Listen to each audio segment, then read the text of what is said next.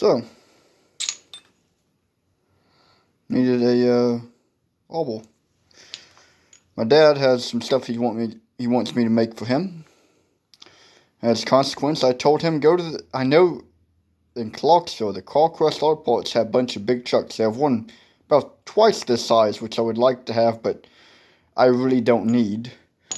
And my tiny little lathe heel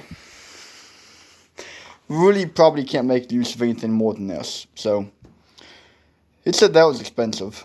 I know it was. Didn't come with an elbow, of course.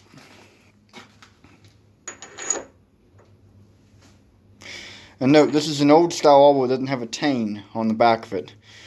It's a set screw there to keep your tools from spinning. I have some tooling with a tane on it, but it's completely useless in this machine. It does no good here.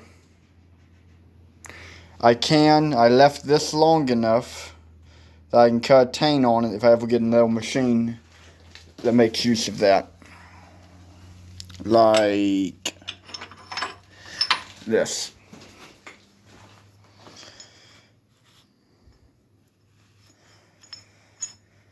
I left it long enough that I should be able to make this feature on there because the bombs out around here. So theoretically that'll work. That's an old one I made a long time ago for a very different machine that actually made use of that tane. Another one.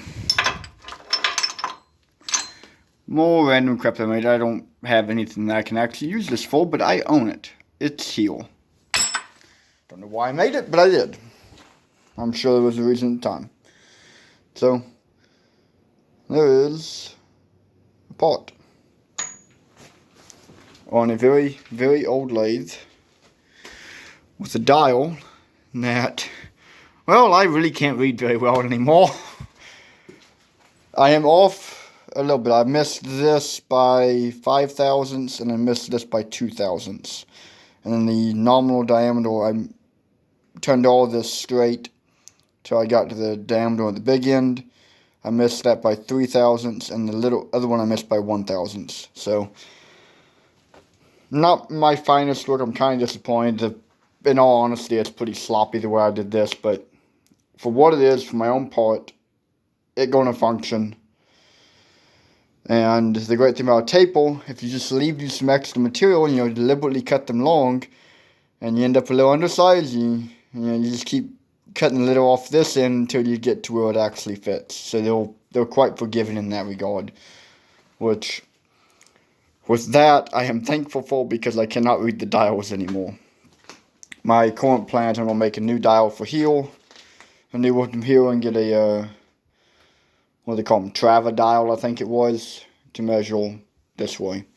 That's my current plan, and then beyond that, it's a pretty tight machine. I need to figure out a bell toe post arrangement because none of these, this is rocked forwards as far as I can, just bottoming out here, and this is still above center. And it is the smallest of my tooling. Most of the tooling I have looks like this. So that rocked all the way forwards on there and stuck out as far as I can get it. I'm still too high.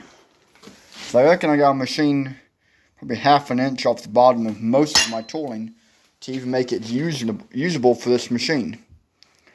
Which has the added benefit of making this compound look way too big for what it is. But, oh well. I've ranted enough. Lathe update. Making tooling. Just, 3/4 off, the Cobra was still 1045 in a single pass. No big deal. No coolant, no oil, nothing. Yeah. Zips are quite impressive. Brakes them well. My tool is working well. I didn't intend it to brake zips, but it's doing so I'm happy about that. Yeah.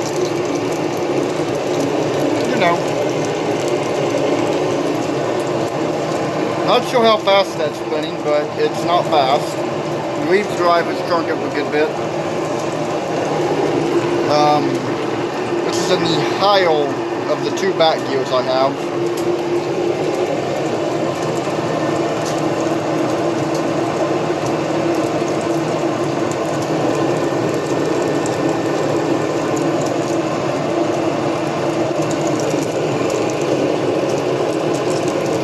This really needs a big old,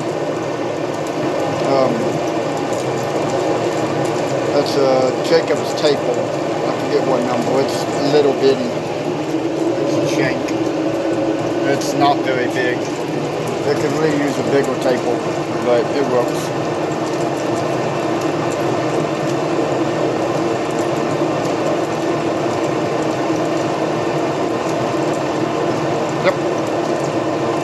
I need bigger tooling so I can make little cuts, because the machine doesn't care at all.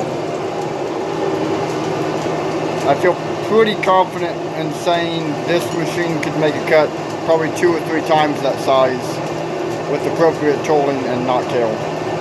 So I can go slow, and it doesn't even begin to travel with something like this. It can probably do bigger.